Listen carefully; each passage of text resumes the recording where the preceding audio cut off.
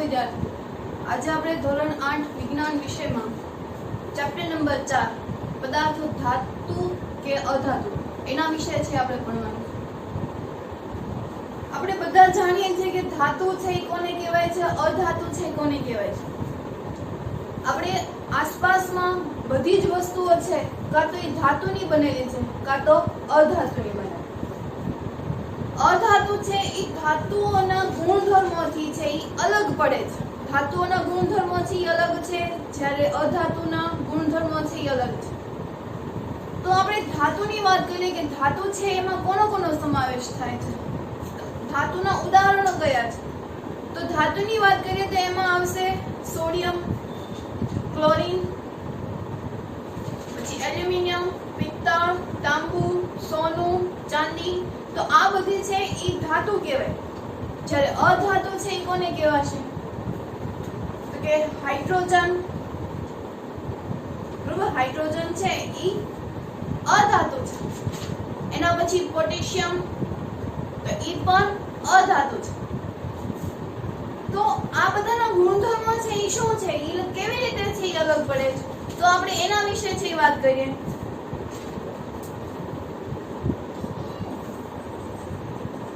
તો ધાતુના ભૌતિક ગુણધર્મો.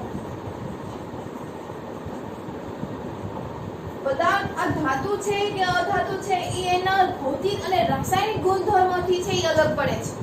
તો પહેલા આપણે વાત કરીએ કે ધાતુમાં ભૌતિક ગુણધર્મો છે એ કયા છે. તો આપણે ઘરમાં જ્યારે નવા વાસણ છે એ લાવીએ છીએ તો ત્યારે એ એકદમ છે એ ચળકે છે, ચમકે છે. બરોબર, આપણી આંખ છે એ અંજાઈ જાય છે. તો એવા જે હોય છે આપણે એને એવું કહી શકાય કે એ ચમકે છે. તો એ કઈ ધાતુ છે, તો એલ્યુમિનિયમ, સ્ટીલ. બજારમાંથી જ્યારે આપણે સ્ટીલના વાસણ લાવીએ છીએ તો એમાં આખો પ્રકાશ છે એ પ્રવેશે, એની સાથે ભટકાય છે, ત્યારે એ ચમકે છે, ચળકાટ છે એ ધરાવે છે. એનો મતલબ એવો થાય. તો એલ્યુમિનિયમ હોય કે સ્ટીલ હોય કે જ્યારે નવા વાસણ આવે છે ત્યારે એ ચમકે છે, તો એનાથી એવું કહી શકાય કે ધાતુ છે એ ચળકાટ ધરાવે છે. બરોબર, વિજ્ઞાનની ભાષામાં ચમકે છે એને શું કહેવાશે, તો કે ચળકાટ. તો આના આધારે સાબિત થાય કે ધાતુ છે એ ચળકાટ ધરાવે છે. તો પહેલો પોઈન્ટ એવો થશે, ધાતુ ચળકાટ ધરાવે છે. એલ્યુમિનિયમના ડબ્બા નવા લેવા હોય તો ત્યારે એ આંખને એ આંખમાં એનો પ્રકાશ છે એ ચમકે છે. એવી જ રીતે કોઈ સ્ટીલના વાસણ આપણે લાવ્યા હોય, એલ્યુમિનિયમના વાસણ છે એ લાવ્યા હોય ત્યારે આ બધા જ વાસણો ઉપર જ્યારે પ્રકાશ છે એ પડે છે ત્યારે આપણી આંખ છે એ અંજાઈ જાય. તો એનો મતલબ એવો થાય કે ઈ વાસણ છે ઈ ચળકાટ ધરાવે છે. કોઈક વાર એવું પણ બને કે એમાં આપણું મોઢું છે એ જોઈ શકે છે. મોસ્ટ ઓફલી તમે કોઈ પણ વાસણ જોયા હશે તો ઈ સફેદ રંગ છે એ ધરાવે, ચાંદી જેવો સફેદ, અથવા તો સોના જેવો પીળો રંગ છે એ ધરાવે છે. પિત્તળ તો ઈ પીળો રંગ છે. બરોબર, ત્યાર પછી એલ્યુમિનિયમ. તો એલ્યુમિનિયમ તો ઈ ચાંદી જેવો છે ઈ સફેદ છે. તો એના આધારે એવું કહી શકાય કે ધાતુ છે ઈ ચાંદી જેવો સફેદ અને સોના જેવો પીળો રંગ છે એ ધરાવે છે. તમે એવી કોઈ પણ ધાતુ લઈ લો, કાં તો એનો રંગ છે સફેદ હશે કાં તો પીળો. તો બીજો પોઈન્ટ એવો લખીએ આપણે કે ધાતુ ચાંદી જેવો સફેદ અને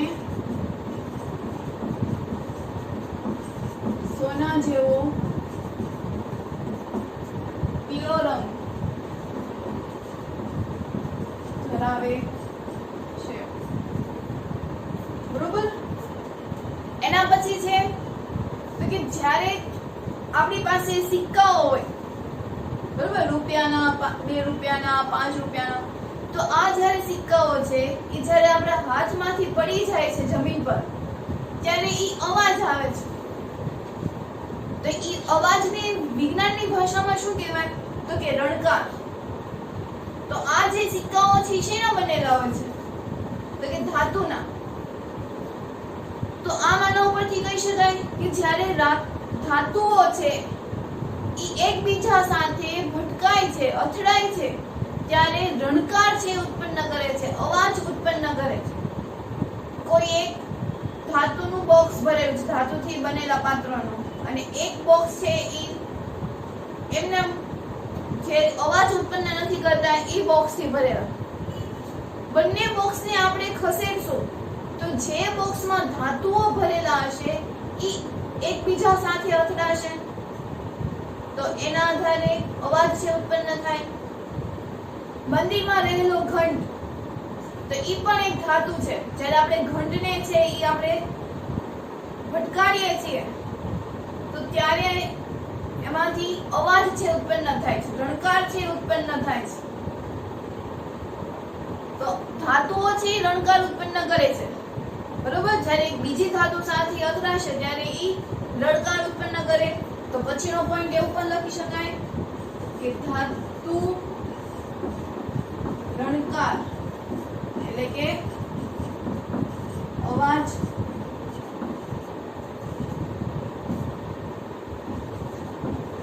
રણકાર ધરાવે છે. તમે કોઈ જગ્યાએ ગયા છો ત્યાં તમે એવું જોયું હશે કે ઘંટ છે એ પ્લાસ્ટિકનો બનેલો હોય? તો કે નહીં. ઘંટ હંમેશા મંદિરમાં કઈનો બનેલો હોય છે? તો કે ધાતુનો. અને ધાતુનો બનેલો હોવાથી જ તે આપણે ઘંટને વગાડીએ છીએ ત્યારે ઈ અવાજ છે ઉત્પન્ન કરે છે. તો આના આધારે ધાતુ રણકાર છે ઈ ધરાવે છે. ત્યાર પછી તો કે આપણા ઘરમાં વાયરિંગ છે કરેલું હોય છે, ઘરમાં, હોટલમાં, બરોબર. ગમે તે જગ્યાએ તમે જુઓ તો ત્યાં વાયરિંગ છે કોનું કરેલું હોય છે? તો કે જે વાયર હોય છે એની અંદર કોપરનો તાર છે એ હોય છે. તો એ કોપર શું થયું? તો ધાતુ. એનો મતલબ એવો કે ધાતુને જ્યારે આપણે ખેંચીએ છીએ ત્યારે એમાંથી તાર છે એ બનાવી શકાય.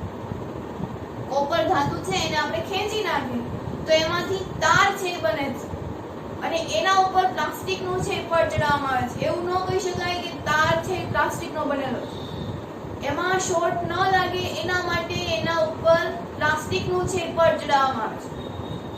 પણ એક્ચ્યુઅલી અંદર કયો હશે? તો કે કોપર ધાતુ હશે. તો આમ કોપરને એટલે કે ધાતુને ખેંચીને એમાંથી તાર છે બનાવી શકાય. તો ખેંચવું એને શું કહેવાશે? તો કે એને તણાવપણું. વિજ્ઞાનની ભાષામાં શું કહે છે? તણાવ. તણાવ એટલે ખેંચવું. તો ધાતુને ખેંચવાથી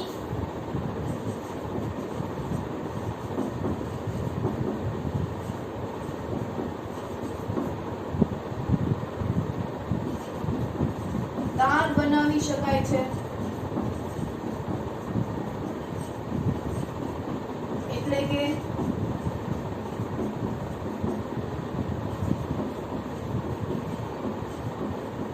તણાવપણું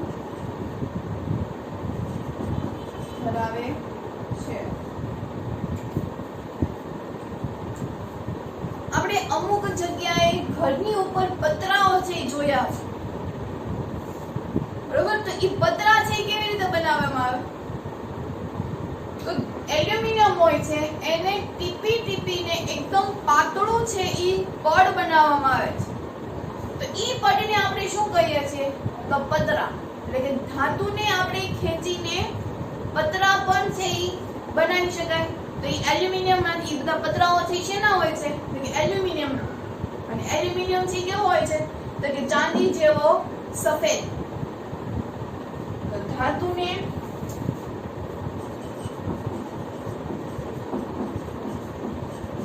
ટીપીને પાતળા પતરા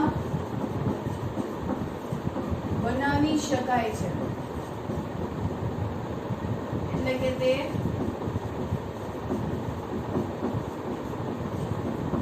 ટીપાવપણનો ગુણધર્મ ધરાવે છે. જેને ખેંચી શકાય એને તણાવપણું કહેવાય, જેને ટીપી શકાય એને વિજ્ઞાનની ભાષામાં ટીપાવપણું છે કહેવાય. પેલું તો કે ધાતુ જળકાટ ધરાવે છે, ધાતુનો રંગ કર્યો, પછી એવું કીધું કે ધાતુ છે એ રણકાર ઉત્પન્ન કરે છે, એને ખેંચી શકાય, એને ટીપી શકાય છે. ત્યાર પછી આપણે જોયું હોય તો ધાતુને આપણે ચપ્પુ વડે છે ઈ કાપી શકાય છે. કોઈ પણ ધાતુ હોય, સોડિયમ હોય છે તો એને આપણે ચપ્પા વડે છે ઈ કાપી શકાય. તો કે ધાતુને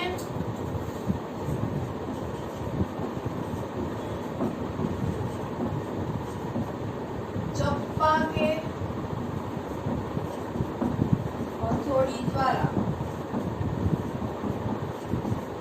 કાપી શકાય છે. આપણા ઘરે પતરા છે એ નાખેલા હોય છે તો એ વધારાનું પતરું કે જ્યારે આપણી ઘરને માફક છે એ આવતું નથી કે જે વધારાનું છે તો એવાને આપણે કટર દ્વારા છે એ કાપી શકીએ છીએ. એ એલ્યુમિનિયમ જ છે. તો એનો મતલબ એવો કે જ્યારે ધાતુ હોય છે તો એને ચપ્પા વડે છે એ કાપી શકાય. તો મેં ક્યારે કોઈ દિવસ એવો પ્રયત્ન કર્યો કે કોઈ તપેલી છે એને આપણે એમનેમ છે ઉપાડવાનો છે પ્રયત્ન કર્યો તો શું થશે?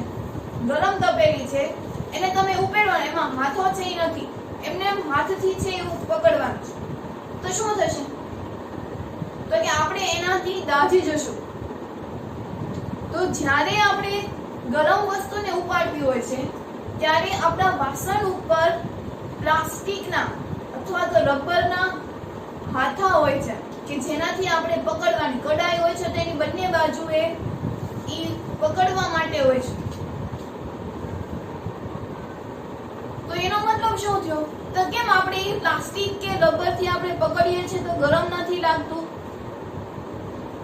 તો કે ધાતુ છે ઈ ઉષ્માનો શું કરે છે? તો કે ઈ ઉષ્માનો વાહક છે. એટલે કે ઈ ધાતુ જે તપેલી બની છે ઈ એનાથી ગરમ થશે, પરંતુ જે રબર કે પ્લાસ્ટિક છે ઈ ગરમ થશે નહીં. એટલે કે ઈ ધાતુ છે એ શું થયું? જ્યારે આપણે ઈ તપેલી જે પાત્ર હતું એને આપણા હાથો નહોતો તો ત્યારે ઈ ગરમ લાગતું હતું, એની જે હેન્ડલ હતું પકડવાનું ઈ ગરમ થઈ જતું હતું. મતલબ જે આપણે ગરમી આપીએ છીએ એનું વહન છે એ ધીરે ધીરે છે એ કરે છે. તો એને આધારે કહી શકાય કે ધાતુ છે ઈ ઉષ્માનું વાહક છે.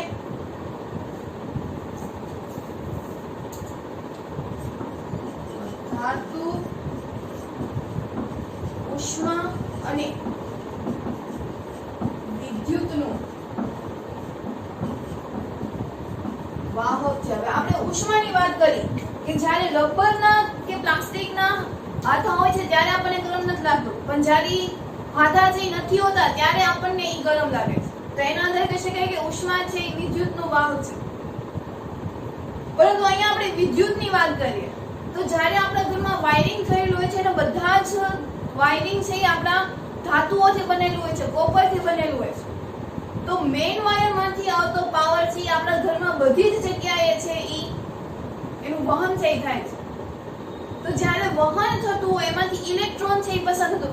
વહન થવું એટલે શું કે ઈ વાયરમાંથી જે ઇલેક્ટ્રોન છે ઈ આગળ વધે છે સ્વિચ શરૂ કરતા, એટલે એમાંથી પાવર છે એ આગળ જાય. તો ઈ વિદ્યુતનું પણ વાહક છે, વિદ્યુતનું પણ ઈ વહન કરે છે. તો જ્યારે એલ્યુમિનિયમ ઉપર જ્યારે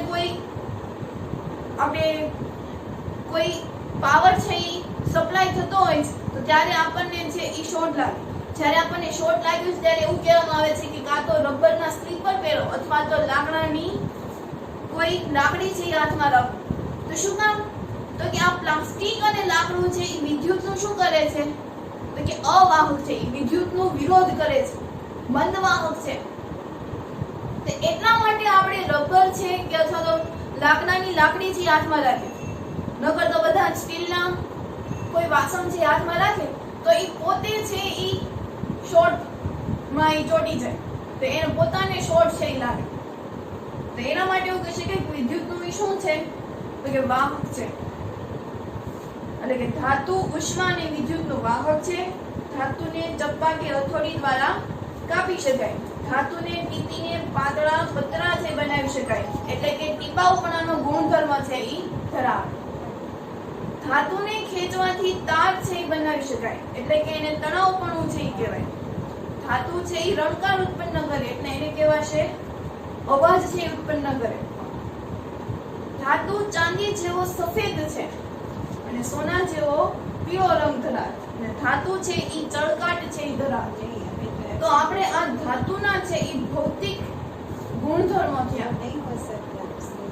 તો હવે આપણે અધાતુ વિશે છે ઈ ભણીએ. તો અધાતુના ભૌતિક ગુણધર્મો છે ઈ કયા થયા?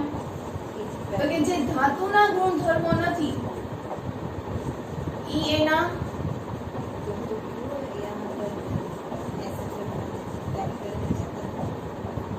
જે ધાતુના ગુણધર્મો નથી ઈ એના કયા થયા?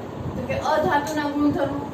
અહીંયા આપણે ધાતુની વાત કરીએ તો ધાતુમાં કોનો સમાવેશ છે ઈ થશે. ઉદાહરણ તરીકે સોડિયમ, બરોબર, પોટેશિયમ, સોડિયમ, પોટેશિયમ આ બધા ઘન સ્વરૂપે જોવા મળે છે. જ્યારે પ્રવાહી સ્વરૂપે આપણે જોઈએ તો મર્ક્યુરી છે ઈ પ્રવાહી સ્વરૂપે છે, જે ઓરડાના તાપમાને પ્રવાહી સ્વરૂપમાં હોય છે. એની પછી વાત કરીએ તો ગેલેરિયમ, મર્ક્યુરી, ગેલેરિયમ, બ્રોમિન. તો બ્રોમિન પણ છે ઈ ધાતુ છે, પણ કયા સ્વરૂપે? તો કે પ્રવાહી સ્વરૂપે.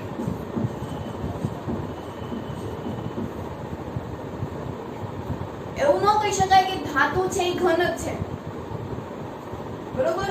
ધાતુ છે ઈ ઘન સ્વરૂપે તો છે જ તે, પણ પ્રવાહીમાં પણ આ 3 છે, ટોટલ 4 છે. તો એમાંથી આપણે અત્યારે મર્ક્યુરી અને બ્રોમિન વિશે છે ઈ ભણવાનું હોય છે. એમાં મર્ક્યુરી, ગેલેરિયમ, બ્રોમિન તો આવા બધા જે છે ઈ બધા પ્રવાહી સ્વરૂપે ધાતુમાં છે. મર્ક્યુરી તો એ આપણે જોયું હોય તો તાવ આપણે આવ્યો હોય ત્યારે આપણે આપણો તાવ છે કેટલા ડિગ્રી છે માપતા હોઈએ છીએ, તો ઈ સાધનમાં છેલ્લે મર્ક્યુરી હોય છે કે ઈ શું કરશે તો કે આપણી જે ઉષ્મા હશે એના આધારે પારો છે ધીરે ધીરે ઊંચો ચડશે. તો ઈ જે પારો હોય છે તો એ કયો હોય છે તો કે મર્ક્યુરી. આ ધાતુથી બનેલો છે ઈ પારો હોય છે કે જે ઉષ્માનું શું કરશે તો કે વહન કરશે. તો એના આધારે આપણને ખબર પડશે કે તાવ છે ઈ કેટલો છે. ત્યાર પછી આપણે અધાતુની વાત કરીએ તો અધાતુ હોય તો અધાતુમાં આપણે શું તો કે લાકડું. તો લાકડું શું ઈ ચળકાટ છે ઈ ધરાવે છે તો કે નહીં. તો એનો પહેલો પોઈન્ટ શું થશે તો કે અધાતુ ચળકાટ ધરાવતો નથી. એના પછી લાકડાને ટીપીને આપણે શું એમાં લાકડાને આપણે ટીપી શકીએ છીએ તો કે નહીં. એમાં ટીપીને એમાંથી કોઈ બીજો આકાર છે એ આપણે બનાવી શકતા નથી, એમાંથી તાર છે એ બનાવી શકતા નથી. તો અધાતુને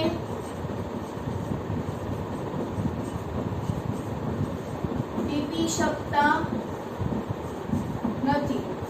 આથી તે ટીપાઉપણાનો ગુણધર્મ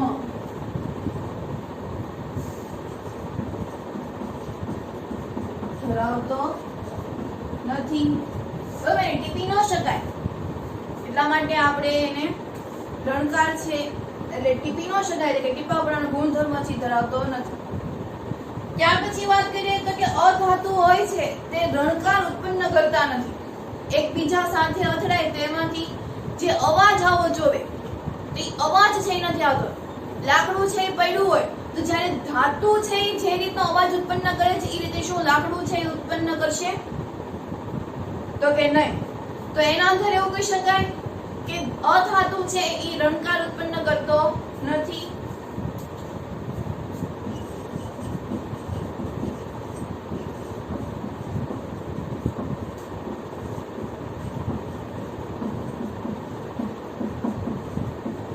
અધાતુ રણકાર છે ઉત્પન્ન કરતો નથી. ત્યાર પછી કોઈ અધાતુ છે તો શું આપણે એને ખેંચીને એમાંથી તાર છે એ બનાવી શકાય? ટીપીને શું એમાંથી આપણે પતરા છે એ બનાવી શકાય છે? તો નહીં. તો આપણે એને ખેંચી પણ શકતા નથી. ખેંચી નથી શકતા એટલે એમાં શું નથી? તો કે તણાવપણાનો જે ગુણધર્મ છે એ નથી. કોઈ લાકડું છે તો શું આપણે એને ખેંચી શકીએ? તો કે નહીં. રબર છે ઈ પણ અધાતુ છે. રબરને આપણે ખેંચી શકીએ પણ આપણે જેવું રબરને મૂકી દઈશું એટલે એવું પોતાની મૂળ સ્થિતિમાંથી આવી જશે. એટલે એ પોતાનો સ્થિતિસ્થાપકતાનો ગુણધર્મ છે એ ધરાવે. જ્યારે આપણે તારને ખેંચી નાખીને મૂકી દઈએ તો તારમાંથી ફરી પાછું જે માંથી આપણે તાર બનાવ્યો છે ઈ કદનું કોઈ પાત્ર છે ઈ બનાવતા નથી. જ્યારે લાકડું છે આપણે એને ખેંચી શકીએ? તો કે નહીં. તો એના આધારે તો કે અધાતુ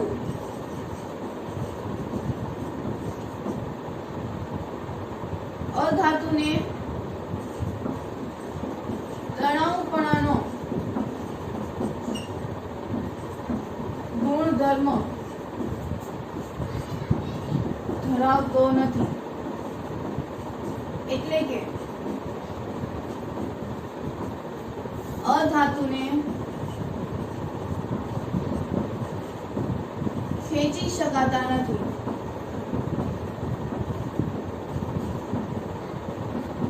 ધાતુને તણાવપણાનો ગુણધર્મ ન હોય એટલે એને ખેંચી શકાય નહીં. ત્યારબાદ અધાતુને આપણે ચપ્પુ વડે છે એ કાપી શકતા નથી. લાકડાને કોઈ દિવસ ચપ્પુ વડે છે એ કાપી શકાય? તો કે નહીં.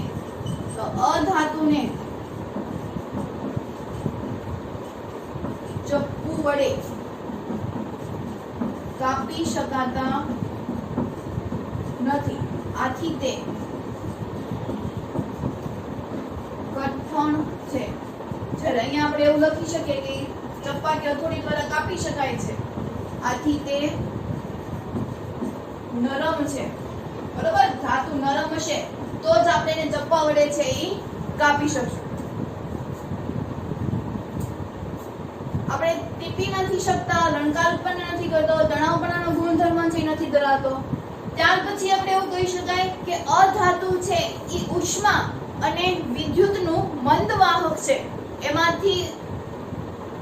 એમાંથી જે વિદ્યુત પ્રવાહ છે એ પસાર થતો નથી. તો અધાતુ ઉષ્મા અને વિદ્યુતનું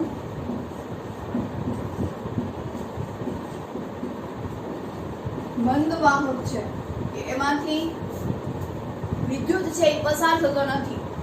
બધા જ એવા અધાતુઓ છે કે જેમાંથી ઉષ્માનું છે એ પ્રસરણ નથી થતું.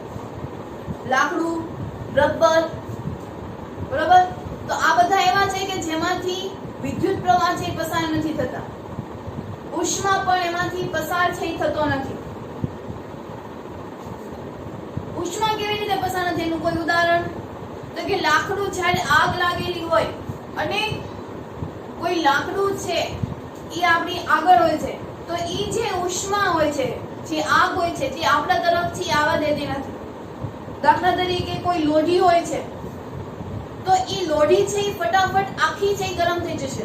પરંતુ જો જે એનો હાથો છે, એનો જે હલાવવાનો જે ચમચો હશે તો ઈ ચમચો તમે ઈ જે કડાઈ હશે એમાં મૂકી રાખશો તો ઈ ચમચો છે લાકડામાંથી બનેલો તો ઈ ગરમ થશે નહીં.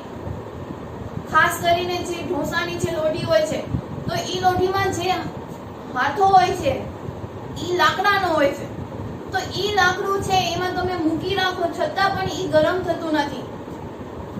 હાલમાં આવેલી નોનસ્ટિક, તો ઈ નોનસ્ટિકના જે પાત્રો હોય છે એમાં પણ લાકડામાંથી બનાવેલા ચમચા ચમચીનો છે એ ઉપયોગ કરવામાં આવે છે. તો ઈ પણ જો તમે એમાં રાખી મૂકો તો આખી કડાઈ છે, તવી છે એ ગરમ થઈ જશે. પરંતુ જે લાકડાનો જે હલાવવા માટેનો જે ચમચો હતો તો ઈ ગરમ થશે નહીં. તો એના આધારે એવું કહી શકે કે ઉષ્માનું ઈ શું છે? તો કે ઈ મંદવાહક છે. તો આના આપણે ઉદાહરણ જોઈએ તો કે અધાતુમાં કોનો કોનો સમાવેશ થાય?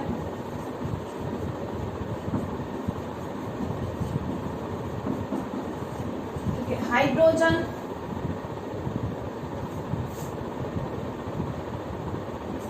ત્યાર પછી આપણે વાત કરીએ તો ઈ ઓક્સિજન,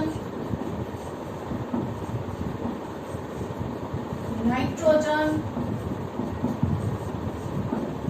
બરોબર. તો આ અધાતુના છે ઈ બધા ઉદાહરણ છે કે જે ચળકાટ નથી ધરાવતો, ટીપાવપણનો ગુણધર્મ નથી ધરાવતો, તણાવપણાનો ગુણધર્મ છે એ નથી ધરાવતો, રણકાર છે ઉત્પન્ન કરતો નથી, ત્યાર પછી એને ખેંચી શકાતો નથી, ચપ્પુ વડે છે કાપી શકાતા નથી. આથી તે કેવા હોય તો કે કઠણ છે. અધાતુ છે એ ઉષ્માનું અને વિદ્યુતનું શું કરે છે તો કે મંદવાહન કરે છે. આ બધા તો એના ઉદાહરણ છે. તો અહીંયા આપણે ધાતુના ભૌતિક ગુણધર્મો અને રાસાયણિક ગુણધર્મો વિશે છે એ વાત કરી. અહીંયા એક થોડુંક સુધારવાનું છે કે ધાતુ છે એને આપણે ચપ્પા કે હથોડી દ્વારા છે એને કાપી શકતા નથી. એટલે આપણે અહીંયા એવું લખીએ કે એને ચપ્પા વડે કાપી શકાતા નથી.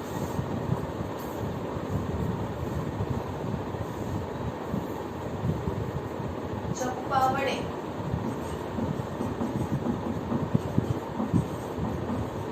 કાપી શકાતા નથી. આથી તે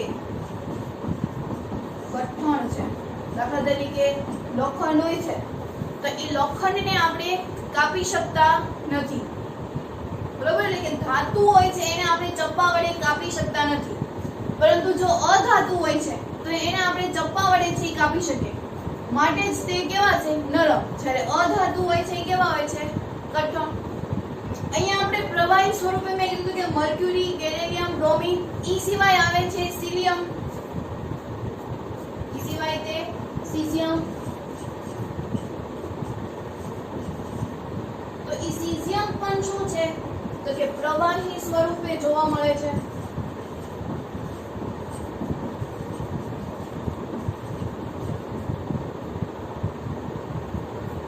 બરોબર.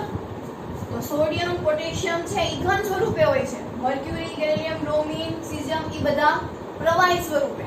તો અહીંયા આપણે હાઇડ્રોજન, ઓક્સિજન, નાઇટ્રોજન, સલ્ફર, એના પછી વાત કરીએ તો કાર્બન. તો આ બધા હોય છે તે કેવા હોય છે તો કે અધાતુ. તો અહીંયા આપણે ધાતુ અને અધાતુના ભૌતિક ગુણધર્મોની છે એ વાત કરીએ. હોમવર્કમાં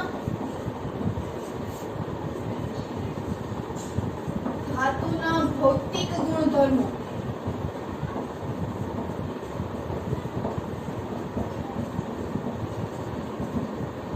ત્યાર પછી અધાતુના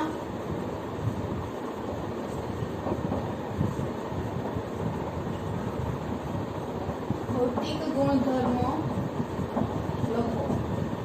આ બધા જ પ્રશ્નો છે એ 2 વાર લખીને પાકા કરવાના છે. બરોબર. આ બંને પ્રશ્નો છે એ 2 વાર લખીને પાકા કરવાના છે. આજે આપણે ધાતુ અને અધાતુના ભૌતિક ગુણધર્મો વિશે છે એ વાત કરી.